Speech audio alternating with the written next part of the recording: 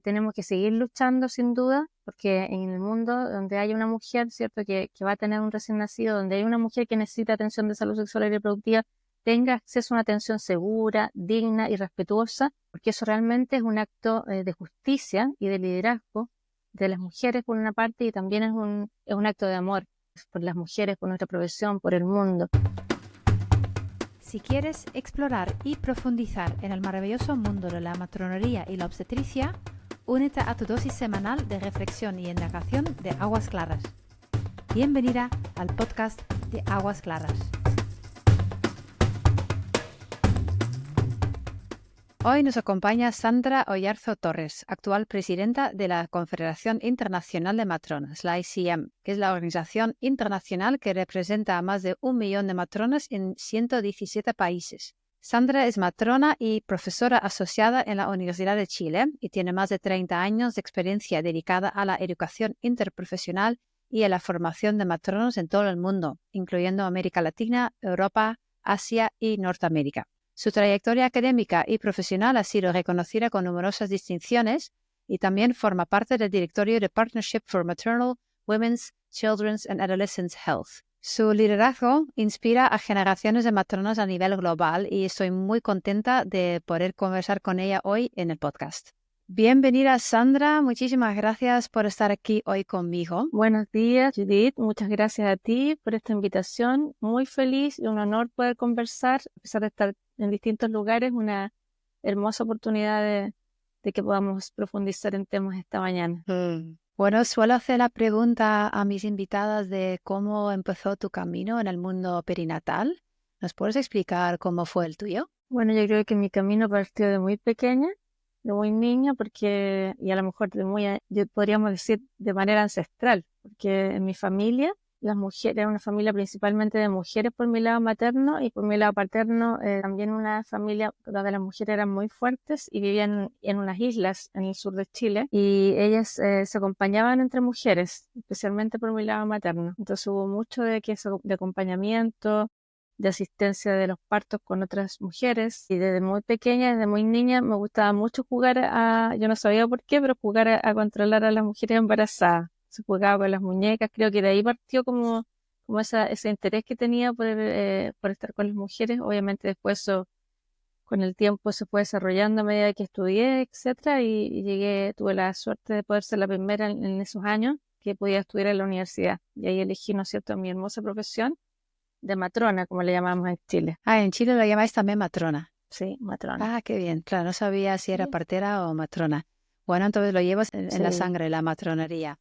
sí, la llevo en la sangre, y como digo, mi familia es muy ancestral, y cuando me puse a buscar con mi antepasado, empecé una búsqueda hace unos años atrás, y ahí descubrí todo esto que me impactó mucho, me impactó darme cuenta de los sufrimientos de las mujeres también desde siempre, especialmente por mi lado de la familia, ¿cierto?, en que las mujeres se quedaban solas en estas islas, tenían sus bebés, sufrían también muchas veces, eh, y obviamente es como algo, yo creo, sí ancestral, o sea, una búsqueda permanente, yo creo, de las mujeres de poder apoyarnos entre nosotras, de poder acompañar estos momentos del parto, del embarazo, bueno, y toda la vida. Creo que es algo maravilloso, una gran oportunidad y un honor poder acompañar a otras mujeres. Bueno, y además de acompañar a mujeres, fuiste elegida presidenta de la ICM en junio del 2023. En realidad eres la primera latinoamericana en ocupar este cargo en más de 100 años de historia de la organización. ¿Qué representa esto para América Latina? Bueno, en realidad también quiero contarte que había otras chilenas antes, otras chilenas en realidad del año 1969, pero ellas fueron no con esta forma de ser presidentas, sino que eran como las primeras organizadoras de los congresos.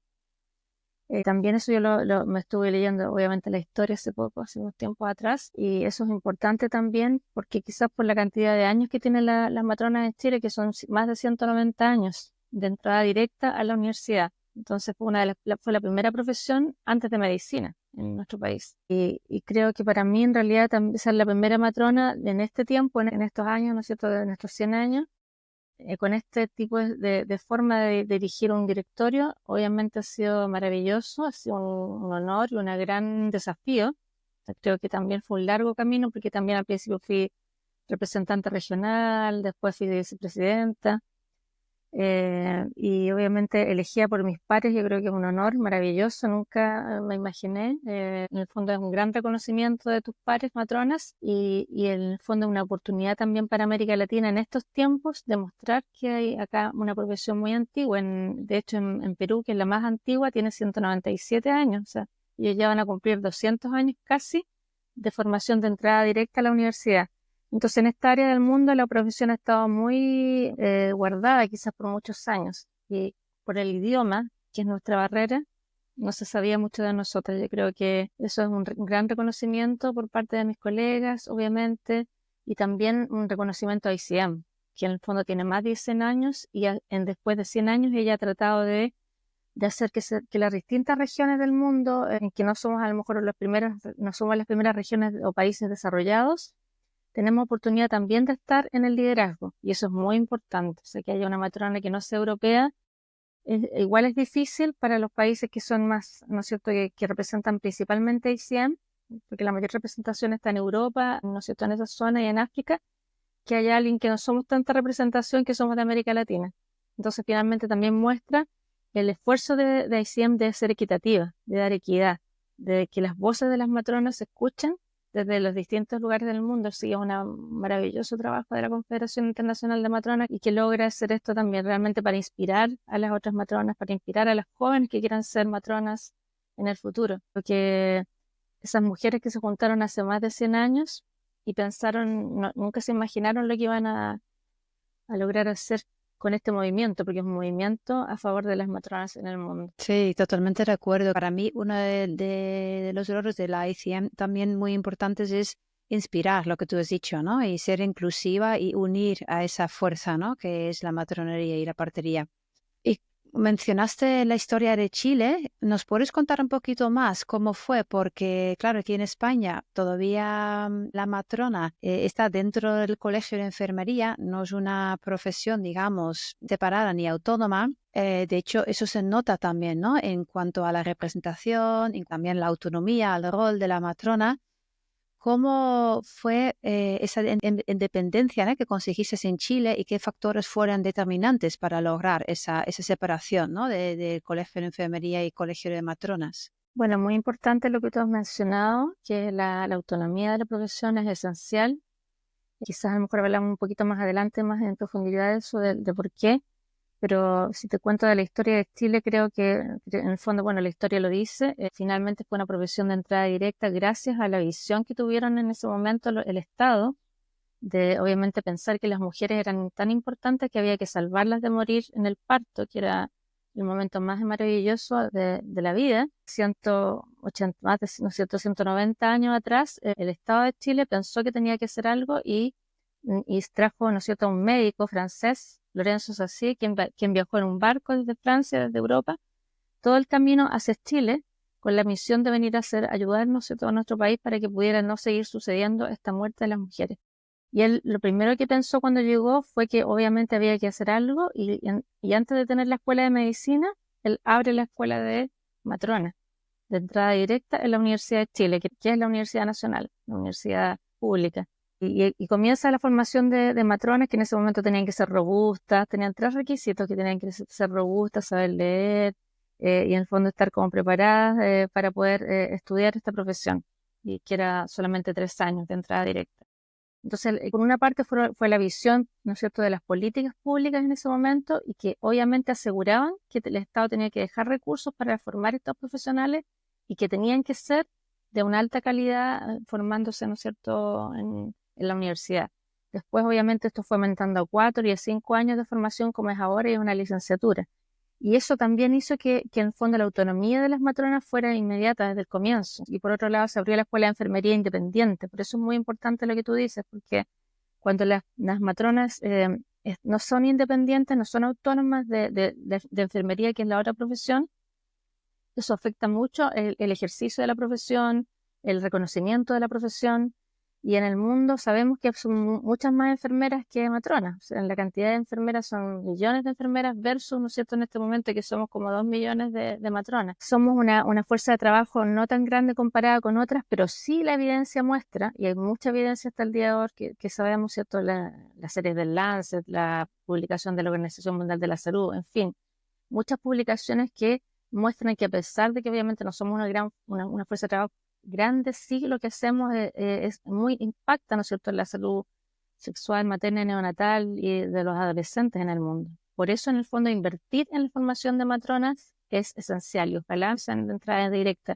Y si no son de entrada directa, que es la otra línea que hay en la formación, tienen que ser independientes, tienen que dejar de ser, ya no son enfermeras, son midwives, ¿no es cierto? En inglés es más fácil, son matronas. A pesar de que vengan, ¿no es cierto?, de la enfermería, porque hay toda una línea disciplinar, hay todo, ¿no es cierto?, una filosofía, hay todo un marco de la profesión que hace que seamos completamente diferentes. Y esa autonomía es la que nosotros necesitamos porque además somos mujeres. Entonces además está todo este otro elemento de ser mujeres y que en el fondo tratan de juntarnos a nosotras las matronas que somos menos con las enfermeras, pero en realidad somos completamente distintas. Así que es importante avanzar en eso, en la autonomía. Y si ustedes en el fondo son profesión que parte de la enfermería, en que obviamente logren hacer esa separación, fortalecer esa autonomía de la profesión y esa regulación. Tiene que haber además una regulación fuerte, que fue lo que hubo en Chile. Se junto con la educación, hubo una regulación que es el Código Sanitario, que en nuestro país tiene también más de 100 años, que desde un comienzo, ¿no es cierto?, reguló la profesión. Y por supuesto la asociación, que también fue muy fuerte, que logró también ser independiente siempre porque era una profesión de entrada directa. Y por supuesto el que las matronas sean activas. En este momento en nuestro país nosotros tenemos una matrona que es la presidenta del Senado. O sea, hemos logrado después de casi 190 años tener una matrona presidenta del Senado en nuestro país, que igual es un honor para todas, y así hay matronas en distintas áreas, hay matronas representando, obviamente igual nos falta, a pesar de todo nos falta, pero eso tiene que ver mucho con nuestra profesión que es eminentemente de mujeres. Pero sin duda es importante hacer esa diferencia. Sí, hablamos justo en el episodio anterior también sobre esa necesidad, ¿no?, de que hay matronas en puestos políticos, ¿no?, donde lo que acabas de decir, que para tener más representación también a ese nivel. Y claro, aunque aquí se debate la necesidad de separar la matronería, ¿no?, del colegio de enfermería y establecer un grado de entrada directa, todavía incluso dentro del colectivo de matronas existen resistencias, ¿no? Hay división. Sí. Porque hay miedo al cambio, hay miedo al perder control sobre la calidad de la formación, miedo al aumento de competencia laboral o a una reducción de oportunidades al ya no tener el doble titulación.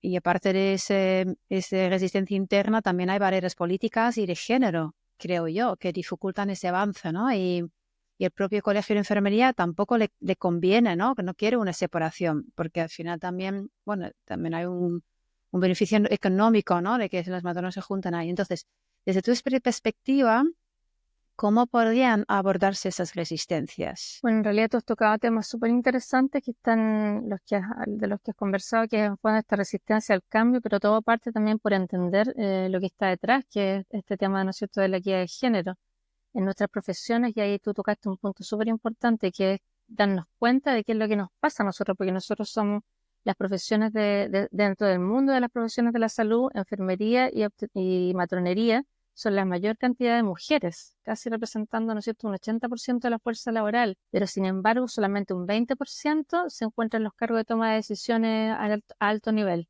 Estamos hablando de la Organización Mundial de la Salud, de las Naciones Unidas, de todos los espacios donde se discuten, ¿no es cierto?, toma de decisiones, y en los países también. Si lo llevas a los países, también es lo mismo. Entonces, por una parte tenemos la dificultad de que nosotros tenemos poca representación como mujeres, y en nuestras profesiones, ahí tú tocas un punto importante. En un comienzo también se veía esa necesidad de estar juntas, a lo mejor en donde hay enfermería y matrona dependiendo de enfermería. Y también está, ¿no es cierto?, esta necesidad de mantener el control, como tú mencionabas, en el fondo de tener este temor al cambio y que el cambio nos va a dificultar el avance. Pero por otra parte también ha habido un gran desarrollo de la evidencia. Quizá eso también es importante hablarle a las colegas, y que en el fondo no significa que las profesiones tengan que enemistarse o generar, ¿no es cierto?, un quiebre, sino que significa respetar que nosotros las matronas somos otra profesión, tenemos otra filosofía, nuestra disciplina es completamente diferente. Entonces, en el fondo, no podemos seguir tratando de hacer que nos pongan juntas con enfermería porque somos diferentes profesiones. Y nuestra forma de ver la vida y de ejercer nuestra profesión es distinta. Y eso no significa que en el fondo vamos a estar separadas porque somos profesiones de la salud. Pero lo que tenemos que aprender a hacer es a colaborar, a trabajar entre nosotros respetando nuestra identidad, que es diferente, es completamente diferente. Lo que falta quizás a lo mejor hacer es avanzar en ese reconocimiento de la identidad, de que el modelo de matronería es distinta, y lo que a lo mejor ahora nos va a ayudar harto para hacer eso es el lanzamiento que hubo hace poco en octubre del documento para el reconocimiento del modelo de la matronería en el mundo, y las matronas pueden dirigir esos espacios, y eso entonces a lo mejor es tan esencial porque basado en la evidencia, y les muestra, ¿no es cierto?, a las enfermeras que a lo mejor tienen esa dificultad de dejar que las matronas se levanten, ¿cierto? Que no hay que tener temor, porque solamente necesitamos 1.000.000 más de matronas aproximadamente, quizás un poco más, para trabajar en esa área que para nosotros es súper específica y que está demostrada por la evidencia que podemos hacerlo. Y obviamente la evidencia muestra que tiene que ser la formación de entrada directa, que tiene que ser específicamente dedicada a esa área. Obviamente también puede haber formación de posgrado de enfermería, pero dedicada a esa área, que en el fondo se reconozca a la matrona como matrona, y no como enfermera y matrona, sino que como matrona, que es la diferencia. Creo que a lo mejor avanzar en esa discusión, en mayor educación, y por supuesto en que la regulación también exista, porque no sacamos nada con tratar de separar la profesión, por ejemplo, en este caso de ustedes, que en el fondo se separe, si no hay regulación en el país, si el código no dice que en el fondo ustedes van a ser autónomas, y que también son profesionales de la salud, y que tienen un currículum que nos caracteriza, y obviamente eso también tiene que ir de la mano, tienen que ser todas las cosas de la mano, tiene que estar, ¿no es cierto?, el liderazgo también de las colegas que van a hacer el cambio, tiene que estar la abogacía de la asociación para que, ¿no es cierto?, converse con las enfermeras, converse con los políticos, tiene que estar ¿no es cierto?, el entorno que sea habilitante, que la sociedad también diga, oh, necesitamos que las matronas también se levanten porque son importantes, porque sabemos que ellas son las que tienen que atender el parto, acompañar a la mujer en el proceso de salud sexual y reproductiva. Tiene que haber la equidad de género, que no podemos dejarla atrás, para que nos reconozcan y nos den independencia, o sea, de todas maneras. Y también que hayan señales en el mundo, por ejemplo, en la OMS, que tienen, ¿no es cierto?, y que también ahí se llama abogado por eso, que así como hay una directora de enfermería, también tiene que haber una directora de matronería, no una directora de enfermería y matronería, y somos dos profesiones. Y eso es lo que ha estado haciendo la Confederación permanentemente, abogar por la separación de las profesiones, entendiendo que pueden haber países como ustedes que tienen entrada por enfermería, pero que después tienen que separarse y no pueden seguir, porque eso también nos disminuye, no nos permite la independencia, no nos permite la fuerza que necesitamos, especialmente para esta área que sabemos que en el mundo donde menos se invierte también en la salud sexual y reproductiva del adolescente, de los niños, donde menos inversión hay. Entonces, obviamente, nosotros también tenemos que tener esa fuerza que se ha tenido en muchos países para poder fortalecer la profesión. Sí, hay muchas luchas, ¿no? Por luchar y lo que dices, como que tiene que haber diferentes frentes que hay que ir trabajando a la vez para conseguir eso y para mantener eso también, ¿no? Para mantener un alto nivel de regulación, un alto nivel de educación y acreditación, etcétera. Sí, ya tengo muchas ganas también de hablar un poco más de tu trabajo en la ICM, pero una cosa más antes de entrar en eso, me gustaría saber cómo estáis gestionando en Chile el tema de las parteras tradicionales, ¿no? Porque claro, tenéis una rica cultura de partería tradicional en América Latina, y cómo se podría trabajar para integrarlas en los sistemas de salud formales, ¿no? A la vez que respetas su autonomía y saberes ancestrales, pero también asegurando esos estándares de calidad, mecanismos de rendición de cuentas y opciones de acreditación. Bueno, en realidad la partería tradicional es muy importante, especialmente en América Latina. Quizás en mi país también hay una zona principal, ¿no es cierto?, que también existe todavía las parteras tradicionales, pero como te conversaba, en mi país quizás el modelo fue desde un comienzo de formación profesional.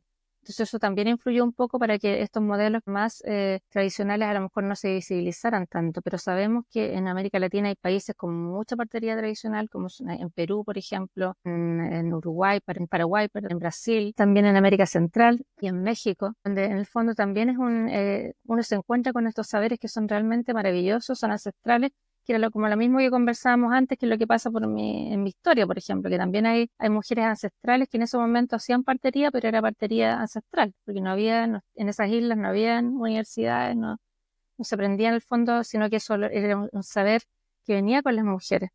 Y obviamente uno cuando se da cuenta de que esto existe en muchos países, por ejemplo, de nuestra región, es muy importante que eso no se pierda, así como se ha reconocido, ¿no es cierto?, la importancia desde la UNESCO, que reconoce la importancia de la partería como un elemento central en el mundo, podríamos decir, le reconoce el año pasado, ¿cierto? Es importante, ¿no es cierto?, destacar que eso existe, que la partería tradicional existe. ¿Y cómo podemos avanzar? Por ejemplo, quizás hay un ejemplo más claro que podía contarte en México, por ejemplo, que me tocó trabajar harto ahí cuando estaba como representante regional y me tocó vivir desde adentro cómo fue ¿no es cierto?, ese avance hacia en que en el fondo se pudiera desarrollar la partería profesional, porque también había un movimiento primero para poder formar las parteras profesionales, pero además reconocer a la partería tradicional, porque en el fondo ellas, cuando comienza también, que hay que tener mucho cuidado, cuando comienza la profesionalización de la partería, también muchas veces puede haber un riesgo de, ¿no es cierto?, de incluso hacer maltrato a la partería ¿no es cierto?, tradicional, que ellas sufran incluso, como sufrieron en México, persecuciones, incluso que fueran asesinadas algunas, cuando eran, ¿no es cierto?, en regiones rurales. Por lo tanto, es muy importante que se haga ese camino que se ha hecho allá, igual que en Canadá, que es un camino en que van las dos, ¿no es cierto?, las líneas juntas, el reconocimiento de la partería ancestral y tradicional existe, en que podamos, ¿no es cierto?, haber procesos de acompañamiento, como se ha hecho en algunos lugares, en algunos países, donde las parteras tradicionales también pueden avanzar en desarrollar sus distintas habilidades y profesionalizarse, aquellas que quieren, ¿no es cierto?, ser también de formación profesional, y aquellas que en el fondo no son de formación profesional trabajan en conjunto con las matronas profesionales para hacer un vínculo permanente. Entonces, en el fondo también se respeta y se reconoce esos saberes ancestrales, y que incluso hay matronas que los incluyen en su atención, porque no podemos olvidar que esos saberes ancestrales son parte de las culturas de los países. Entonces, muchas veces las mujeres necesitan eso para sentirse protegidas, para sentirse que en ese momento del parto, en el momento del embarazo, van a tener eso que ellas han tenido durante toda su vida en los lugares donde ellas habitan. Y son muy importantes las parteras tradicionales porque traen la fuerza, y normalmente esas mujeres que actualmente siguen existiendo, esas parteras tradicionales, son representantes de sus comunidades. Entonces, cuando se produjo, por ejemplo, en México, es como el ejemplo que puede haber estado ahí, que hubiesen habido esos asesinatos de mujeres porque ellas ejercían la partería tradicional, fue terrible, y eso pasó hace unos años atrás, como 7 años atrás, algo así. Y que las mujeres estén siendo asesinadas porque ellas quieren ayudar a otras mujeres no puede ser. Como una persecución, ¿no? Claro, exacto.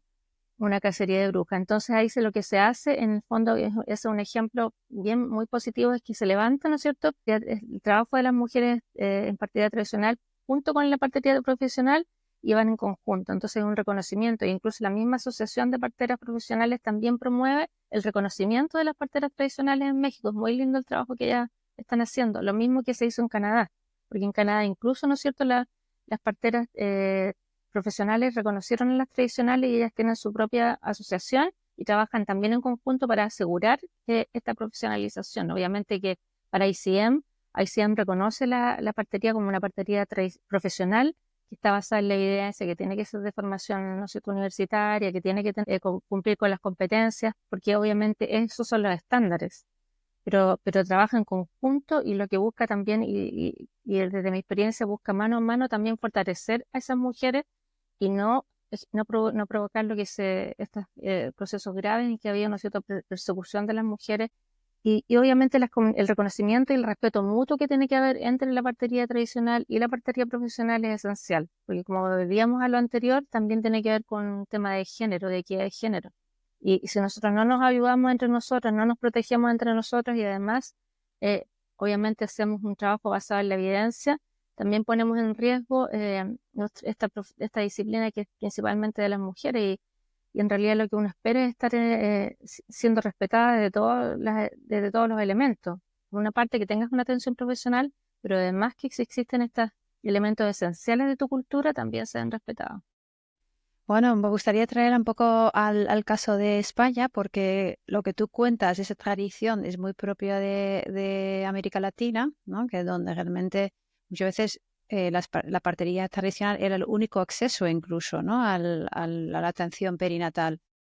Aquí en España es otra realidad y aunque obviamente existía también una cultura de comadronas o antiguas que no era tan regulada quizás como es ahora, claro, ahora mismo tenemos una profesión de matrona, aunque no es muy autónoma todavía, pero es protegida y contamos con escuelas oficiales y con colegios de enfermería donde pues hay que estar registrado. Y también estamos viendo como una tendencia de que hay mujeres que eligen ser atendidas en casa por dulas o los que se llaman parteras tradicionales, que a lo mejor se formaron en países latinoamericanos. Y entonces, claro, no están registrados ni tienen una formación oficial, digamos, ¿no? En este caso puede ser un poco problemático porque todavía estamos las matronas luchando por el reconocimiento de nuestro papel y el parto en casa en España, ¿no? Entonces, ¿cómo podemos manejar esa situación para equilibrar el derecho de elección de las mujeres con la necesidad de garantizar una atención segura y profesionalizada a la vez? Por ahí toca un tema que realmente también se produce en varios países, como ustedes, como en España, también acá en mi país también se produce, en Chile, donde ha pasado eso, ¿cierto? Donde la profesión ha partido desde el desarrollo profesional, que es muy importante, pero también tú mencionas algo esencial que es, ¿no es cierto?, el reconocimiento de lo que la mujer en el fondo desea también para ese momento del parto, y eso también ha venido ahora, hay todo un movimiento, ¿no es cierto?, que son este movimiento de los cuidados respetuosos, que ha existido desde siempre y que parte también en América Latina en un comienzo, ¿cierto? Y que también tiene que ver con las elecciones que puede tener la mujer en el momento de tener su parto. Y obviamente este movimiento se ha dado también en algunos países y que también ha expuesto al riesgo también a las mujeres, lamentablemente, porque si no existe tampoco regulación adecuada y obviamente no sabemos si existen otras personas que van a hacer una atención del parto, por ejemplo, si es una dula y las dulas no están formadas en todo lo que son la atención del parto, ¿no es cierto? Y tienen el conocimiento profesional para atender, pueden haber riesgos y si ellas van a atender el parto. Ahora, si hay una partera tradicional que también a lo mejor no está tampoco con todos los elementos para poder hacer esa atención segura, también puede haber un riesgo si no hay regulación en el país. Entonces, en el fondo, tiene que haber a lo mejor un ejemplo, quizás como son los países más desarrollados, que han logrado hacer esa regulación porque es esencial. Y si va a haber, ¿no es cierto?, una atención a lo mejor dentro de este modelo, en que hayan elementos de la partería tradicional, también tendría que haber un acompañamiento, por supuesto, de que todos los elementos de la partería profesional estén presentes en esa atención y haya además todos los elementos que ayuden a que no vaya a haber un riesgo, porque si se instala, por ejemplo, la atención del parto domiciliario, como existe en los países desarrollados, tiene que haber también una movilización del Estado, de la regulación, para que dé ese cuidado a la mujer. Exista la ambulancia como en los países desarrollados, o hayan casas de parto que estén cerca del hospital donde se puede haber una urgencia, se traslada. Pero además que exista este acompañamiento, porque obviamente si no hay acompañamiento sucede esto, que en el fondo las matronas en España están luchando por ser reconocidas, pero por otro lado están, ¿no es cierto?, las mujeres queriendo tener los partos de otra forma y ahí se pueden producir accidentes y después eso afecta también a la matrona, que obviamente va a decir que la atención no es una atención de calidad si hay un riesgo para la mujer o para el recién nacido. Eso también ha pasado en mi país, en que también ha habido un surgimiento de este movimiento, especialmente durante la pandemia, en que obviamente no se podía salir y las mujeres querían tener su parto en casa. Es muy importante entonces que existan compromisos también de los estados y para eso está la asociación. La asociación tiene que ser fuerte para hacer las conversaciones con el Estado, con las organizaciones. La partería profesional es una partera que se forma profesionalmente, que estudia en la universidad, que cumple con todos los estándares, que se evalúa, ¿no es cierto?, en sus competencias. La partería tradicional tiene todo ese entorno que es importante, pero que en el fondo también tiene que tener este acompañamiento de la profesional. Y las dulas muchas veces lo que hacen también son mujeres que se preparan para acompañar a la familia, que se preparan para estar ahí, y que si la mujer decide tenerla, también es una elección, pero sí tiene que ser entendiendo que los partos también son normales, pero también hay momentos críticos en que puedan haber situaciones que llevan a una urgencia obstétrica, una urgencia neonatal. Siempre hay situaciones en que tú puedes manejarlas, pero en otras que necesitas el apoyo del equipo multidisciplinario. Y eso también es importante, que uno se dé cuenta que necesita tener ese trabajo conjunto. Bueno, me gusta lo que has dicho del compromiso, ¿no? El compromiso también de por un lado, profesionalizar, pero también unir fuerzas y ver qué competencias son para qué, ¿no? Y cómo mejorar esa atención, sobre todo, porque al final hay que siempre poner a la mujer en el centro, ¿no? Y la mujer y el recién nacido o el bebé que está dentro, ¿no? Por ejemplo, en México hay espacios en esa zona donde no alcanzan a llegar las parteras profesionales porque está en la selva, están a veces hay que cruzar un río, sube el río y está al otro lado. Obviamente tienes que reconocer a las mujeres que están atendiendo, pero entregarle las herramientas a esa partera tradicional, mientras no se forman ese millón de matronas que faltan, porque hay que formar un millón más. Entonces, mientras no están, hay que hacer alianzas y trabajar juntos. Vamos a coger la visión global.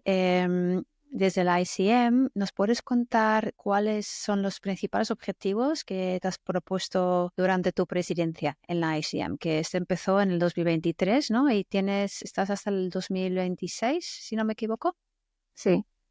Bueno, en primer lugar, creo que una de las cosas más importantes para mí era fortalecer este liderazgo, ¿no es cierto?, de las matronas en ICM, ¿no es cierto?, teniendo la oportunidad de que las matronas latinas también fueran parte de este liderazgo global. Es una gran oportunidad, obviamente, para nosotros para aportar desde lo que sabemos desde nuestra región y, por supuesto, que entender que este liderazgo en la Confederación también se da como un modelo de gobernanza, que también es muy interesante porque lo que busca es fortalecer también, y obviamente soy parte de eso y me interesa fortalecer esta visión de que las mujeres pueden hacer gobernanza, que es diferente de la operación, ¿no es cierto? Que hay todo un trabajo, ¿no es cierto?, en equipo en ICM, pero también hay mujeres que están aquí en este directorio que están tratando de hacer gobernanza, pero desde la visión de las mujeres.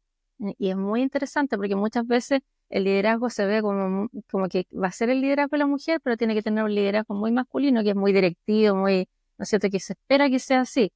Pero en realidad, por mi parte, lo que hemos buscado o busco en realidad es hacer un cambio y mostrar que las mujeres podemos hacer otro tipo de liderazgo, que es un liderazgo mucho más inclusivo, que es un liderazgo compasivo, que es un liderazgo que tú puedes no tener que estar siempre adelante porque tú puedes empujar a las demás colegas que en el fondo necesitas que las jóvenes también avancen y se vean. Y es muy interesante hacer ese cambio difícil, porque todos los elementos del patriarcado, ¿no es cierto?, nos tienen siempre muy amarradas, podríamos decir, a poder hacer ese cambio. Así que para mí es muy importante ese fortalecimiento de ese liderazgo al interior de la Confederación. Y por otro lado, por supuesto, seguir abogando por los derechos sexuales y reproductivos, porque por muchos años se veía solamente la parte reproductiva en ICM. Y nosotros como latinas siempre estuvimos abogando porque se viera que la matrona no solamente estaba en la reproducción, sino que estaba en todo el ciclo de vida, que era la salud sexual y reproductiva, que era de los derechos sexuales y reproductivos de las mujeres, que las mujeres no solamente están pensando en tener un embarazo, sino que también están pensando en la regulación de la fertilidad. Algunas tienen que decidir si van a tener un aborto, por ejemplo. También está la población LGTBIQ+, también, que en el fondo también las matronas acompañan. Están los recién nacidos, que las matronas acompañan también, los adolescentes, que las matronas acompañan. Entonces había todo un ámbito que tenía la matronería que no solamente se veía en la reproducción. Y para mí ha sido muy importante durante todo este proceso y ahora también abogar por eso, por esa salud sexual y reproductiva de la mujer, de los adolescentes, de los recién nacidos, y que ahora se ve muy claramente en las direcciones estratégicas de la Confederación. Muy claramente se define, incluso en las competencias aparece el reconocimiento de esta área, ¿no es cierto?, de la salud sexual y reproductiva.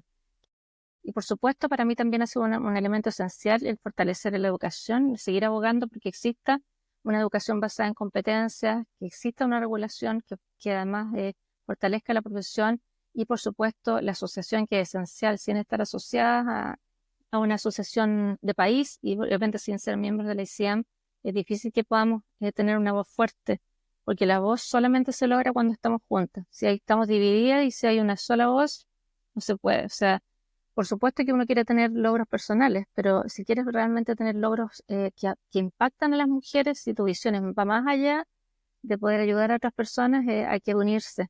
Y somos pequeños momentos que van uniendo una cadena de personas. Y por supuesto que sé que nuestra profesión sea sostenible en el tiempo. Eso para mí es tiene mucha importancia, al igual como lo tiene para todo el directorio de la Confederación, nuestro directorio actual, que sea sostenible en el tiempo. Y la sostenibilidad solo se logra si logramos tener una fuerza en lo que son las asociaciones de los países, en lo que es la Confederación, y eso significa tener recursos. Y los recursos obviamente no salen solos, tiene que generar los recursos económicos. Nosotros en nuestra confederación, a los países pagan ¿no es cierto?, su membresía, representa un 10 o un 15% de ese dinero. El resto son proyectos que las matronas postulan para poder visibilizar que las matronas necesitan apoyo. Por lo tanto, es muy importante que haya eso también y que ojalá eso mismo pase en las asociaciones de los países. Porque cuando las asociaciones de los países tengan autonomía económica, va a ser muy diferente cuando se sienten a la mesa a hablar. Y obviamente eso, si se logra hacer lo mismo que ha hecho ICIAM en 103 años, 102, 103 años, ¿qué pasaría si se lograra hacer eso en los países? O sea, hablaríamos de algo muy diferente. Sí, justo nombras para mí dos desafíos muy grandes, ¿no? Uno es la sostenibilidad y sostenibilidad económica principalmente, ¿no? Para poder dedicar tu mejor tiempo a lo que es realmente importante y la abogacía, etcétera. Sí. Y también el tema de la unidad, ¿no? Porque siento que hay dispersión, que hay voces muy distintas, incluso conflictos internos dentro del colectivo de matronería. Entonces, claro, eso es algo que al final, bueno, se nota en la fuerza que podemos tener y se nota también en cómo podemos luchar juntas, ¿no? Por los cambios que queremos ver. Sí, no, tú tienes ahí dado en el clavo, Judith, con lo que has mencionado, porque en el fondo tenemos muchas diferencias al interior de nuestros propios gremios, de nuestra propia profesión, pero también eso tiene mucho que ver con el género. Y nosotros las mujeres en el fondo también hemos estado siempre hacia afuera, toda la vida, luchando hacia afuera porque no nos reconozcan, luchando hacia afuera porque nos den un lugar, luchando hacia afuera por no ser abusadas, por que no nos sometan a situaciones, ¿no es cierto?, de abuso sexual, luchando para poder tener derecho a voto, luchando para poder tener, ¿no es cierto?, derecho a como queramos tener nuestros partos, luchando para tener acceso a la educación. Entonces, quizás todo ese camino que hemos hecho de lucha permanente hacia afuera también nos ha generado una dificultad de poder de entender que nosotras tenemos que tener esa alianza entre nosotras y no luchar entre nosotras, porque finalmente tenemos que encontrar ese lugar de protección cuando estamos todas juntas. Y obviamente esta división que se produce al interior de las matronas no nos sirve a nosotras, pero les sirve a los que están alrededor. Y muchas veces los países hacen eso, nos hacen tener conflictos internos con otras profesiones, por ejemplo, en el caso de nosotras con enfermería y matronas, porque en el fondo es muy interesante tener a los gremios peleándose, porque de esa manera se dividen y no están juntas. Pero ¿qué pasaría si nosotros entendiéramos que somos la mayoría mujeres de estas dos profesiones o de las profesiones de mujeres en salud? Y dejáramos entonces estos conflictos y realmente pensáramos que vamos a unirnos porque nosotros queremos tener esos lugares que nos corresponden. O sea, sería completamente diferente lo que estaríamos hablando. Obviamente tenemos que avanzar en generar ese cambio, ese pensamiento en que nosotros somos aliadas. Tenemos que ser aliadas. Estamos luchando por lo mismo. Y tenemos que tener la misma vereda, estar en el mismo lado. Sí, me encanta eso, lo que dices, sí. Y bueno, aparte de los desafíos, ¿cuáles han sido los avances más significativos en la matronería en los últimos años? Bueno, creo que los avances obviamente han estado en muchas áreas. Desde la visión de la Confederación, principalmente lo que es la educación, se ha avanzado muy fuertemente en lo que es la educación basada en competencias y ahora hace poco, ¿no es cierto?, se ha lanzado la educación basada en competencias actualizada por la Confederación, ¿no es cierto?, este modelo que incorpora, creo que eso es un gran avance, la salud sexual y reproductiva, que eso que es importantísimo, que destaca, ¿no es cierto?, esta área en que las matronas también estamos, que es la regulación ¿no es cierto?, la atención de la anticoncepción, el acompañamiento de las mujeres que están en aborto, en algunos lugares incluso, ¿no es cierto?, en que las matronas actúan directamente, el acompañamiento de la población LGTBIQ+, la educación sexual, que eran áreas que no se veían. Creo que eso también es un gran desarrollo y que abre entonces este abanico de oportunidades en que hemos estado siempre ahí, pero que ahora se visibiliza. Eso es un gran avance. También es un gran avance lo que ha pasado ahora en la Organización Mundial de la Salud, que es el lanzamiento de este documento en que trabajaron muchos colegas, y el reconocimiento del modelo de atención de matronería, que es diferente, que es liderado por matronas y que obviamente hace el cambio, porque es un modelo que está basado en la evidencia y eso es lo más importante de destacar, que hayan colegas, ¿no es cierto?, que están trabajando, que están publicando, y eso muestra que o sea, no podemos ir en contra de la evidencia científica que dice que este modelo centrado, ¿no es cierto?, en la atención de las mujeres, en que hay una matrona al lado, en que hay un espacio en la comunidad en que puede estar la matrona, como está en varios países, por ejemplo, como es en mi país, donde las matronas estamos en las comunidades, o en países, por ejemplo, en África también.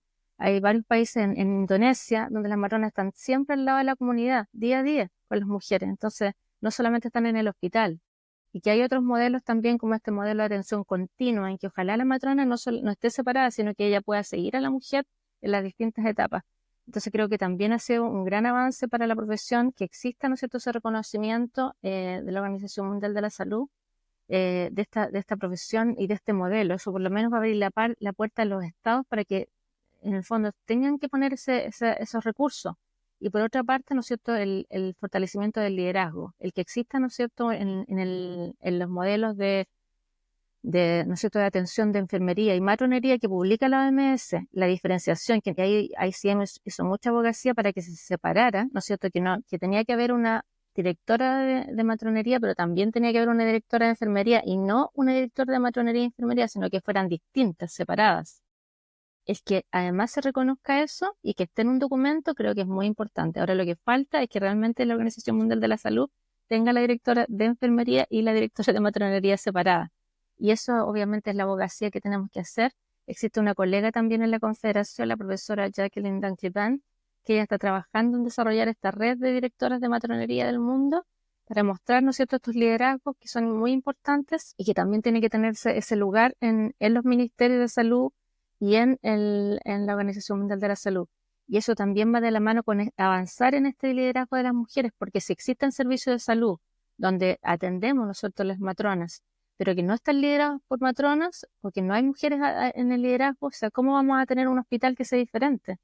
Entonces creo que también han sido un gran avance, lograr también que cada vez más, ¿no es cierto?, hayan reconocimientos de las matronas en distintos lugares como que ocupan cargos, como por ejemplo acá en Chile de Senado, o de parlamentarios, por ejemplo, como hay también en Perú y en otros países también. Y estas directoras de matronería que también se están reconociendo, son avances que realmente ha tenido nuestra profesión. Las innovaciones en la práctica también son un gran avance, que no solamente estamos hablando de educación, ¿no es cierto?, centrada en competencias, sino que también estamos pensando en cómo se lleva hacia el futuro, cómo la tecnología nos va a permitir llegar. ¿No es cierto? Ahora hay todo un taller que se hizo ahora en Europa, ¿no es cierto?, donde estuviste, donde pudimos ver que usando los teléfonos, ¿cierto?, podíamos aprender entre pares, podíamos trabajar entre nosotros, y ya eso es realmente un gran desarrollo. Y obviamente el reconocimiento de la diversidad. El que exista, ¿no es cierto?, ahora una matrona latina en este puesto es un reconocimiento de la diversidad, es la equidad que necesitamos, porque no somos todas iguales. Y por supuesto, el avanzar en la colaboración interprofesional creo que también ha sido un gran avance, el que se reconozca también ese punto en los distintos documentos, porque nosotros no podemos trabajar solas. Además, estamos siempre con otros profesionales de la salud. Y si los profesionales de la salud nos reconocen con nuestra identidad de matronas, es diferente la forma en que nos relacionamos. El que exista la Confederación Internacional de Matronas como una entidad fuerte es un gran avance, y que las asociaciones estén avanzando también en sus países es un gran avance. Por supuesto que tenemos que seguir entre los avances y los desafíos que son permanentes, y eso tiene que ver con nuestra profesión, como decía, que es eminentemente una profesión de mujeres. Es un constante, ¿no?, el cambio.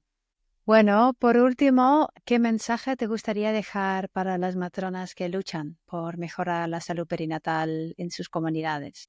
Bueno, en primer lugar, tenemos que seguir luchando sin duda, porque en el mundo donde hay una mujer, ¿cierto?, que va a tener un recién nacido, donde hay una mujer que necesita atención de salud sexual y reproductiva, tenga acceso a una atención segura, digna y respetuosa, porque eso realmente es un acto de justicia y de liderazgo de las mujeres por una parte, y también es un acto de amor por las mujeres, por nuestra profesión, por el mundo. Y obviamente dejar ese mensaje en que obviamente no solamente lo podemos hacer solas, sino que tenemos que hacerlo juntas, llamar a las colegas a que formen sus asociaciones en sus países, que fortalezcan esas asociaciones, que busquen esa identidad, y que sean parte también de la Confederación Internacional de Matronas, que ya nos mostró que ha sido fuerte, que esas colegas que soñaron un día hace más de 100 años en hacer un cambio, lo lograron. Imagínate, eran tan poquititas, y ahora logramos eso después de más de 100 años, y ahora necesitamos luchar por tener más de un millón de matronas que necesitamos en el mundo. ¿Por qué no lo vamos a lograr si logramos estar siendo 100 años, más de 100 años? O sea, creo que es importante dejar a las colegas con sentir que tenemos esa fuerza, que logramos hacerlo si estamos juntas y que obviamente esa conexión y ese apoyo lo logramos en estos espacios colectivos pequeños. Sabemos que ahora la pandemia nos hizo estar un poquito hacia adentro, un poco solas, ¿cierto?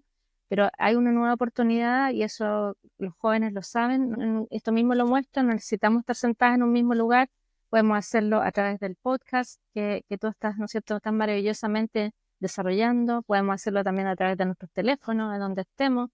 Y obviamente el llamado es a no estar solas, a estar unidas y al reconocer que tenemos una profesión maravillosa, que es un honor que estemos en esto y que este legado es un legado ancestral. Y todas juntas creo que podemos seguir adelante, por supuesto, reconociendo que el profesionalismo nos lleva adelante y realmente vamos a lograr mantener esta evidencia que muestra y que ya no hay nada que hacer, la evidencia muestra que somos un profesional que definitivamente hace los cambios. Así que a tener ese millón más de matronas que necesitamos en el mundo. No me queda nada más por decir, creo que está todo dicho de una manera maravillosa. Muchísimas gracias, Sandra, por estar aquí conmigo hoy, por dedicar tu tiempo a hablar aquí para Aguas Claras. Y bueno, y con esto llegamos al final del podcast. Gracias por escucharnos y bueno, esperamos contar contigo la próxima vez. Muchas gracias a ti, Judith, por esta oportunidad de haber estado contigo en este podcast, porque tú en el fondo también estás haciendo lo que necesitamos, que es este llamado, esta abogacía, porque escuchemos las voces de las matronas, así que muy agradecida por darme la oportunidad de hacer escuchar esta voz y que sigas adelante con este maravilloso trabajo que estás haciendo. Gracias.